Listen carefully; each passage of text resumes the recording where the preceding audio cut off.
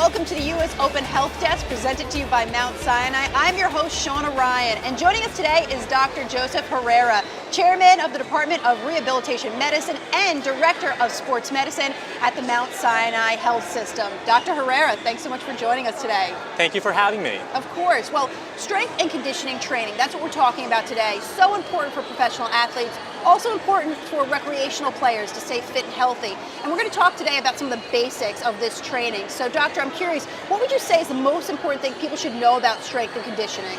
So what we tell all of our athletes is that the key ingredient to strength and conditioning is to do a variety of things. Everything from doing a warm-up, to do run form drills, work on movement and agility, strength training, and most importantly, to give your muscles time to recover. Yeah. Let's talk a little bit about warm-up exercises, which you should start with. What really is a warm-up exercise, and what are some key ones you can do? So the key thing that we tell our athletes is to do a dynamic warm-up. Okay? A dynamic warm-up uses active range of motion. It does two things. It loosens the muscles and joints, and it also increases the core temperature. A few examples of that include arm circles, a light jog, doing knee hugs, side shuffles, and grapevines. So a few of those are excellent to actually bring up the core temperature. So you talk about dynamic stretching. What about static stretching? Is that something that you would recommend? So static stretching is different from dynamic stretching in that you don't use active range of motion. You hold the pose for about 30 seconds, and now we actually tell our athletes to do that at the end of training or at the end of competition. Okay. This helps to maximize and maintain the range of motion. So it's more of a post kind of game workout, physical activity stretching that Exactly. you should do. That's correct. And what is a run form drill? I heard you mention that. What role does that play? So run form drills help to make running efficient and balanced. Okay? There are a few drills that we have our athletes do, everything from the A skips, B skips, butt kicks.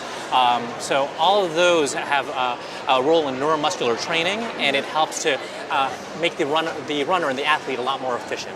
And so once you're done with all these kinds of stretches, what should you be doing immediately next in your opinion? So after stretching, you then focus on the cardiac portion of your training program.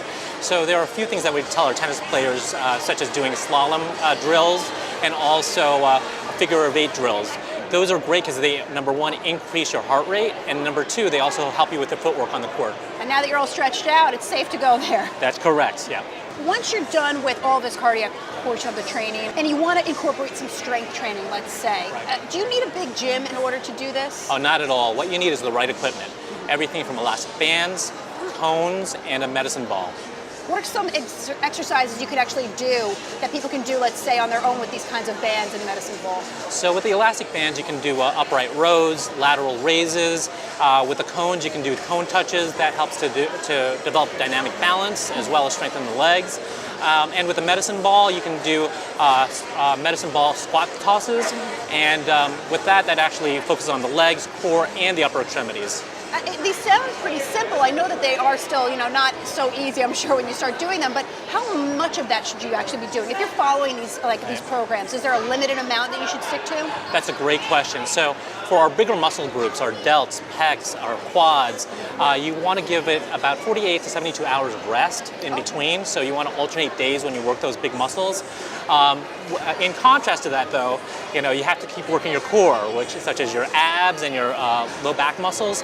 Those can be worked every day because they tend to recover a lot faster. Really? Every single day? Every day. Oh boy, I have some work to do then. Well, Dr. Herrera, thank you so much for coming by today, giving us some great tips to keep us healthy and on the court. We appreciate it. No problem. Thank you. And thank you so much for joining us here at usopen.org. Continue to check throughout the entire tournament for more great tips from our experts at Mount Sinai. Until next time, I'm your host, Shauna Ryan. We'll see you right here at the U.S. Open Health Desk, presented to you by Mount Sinai.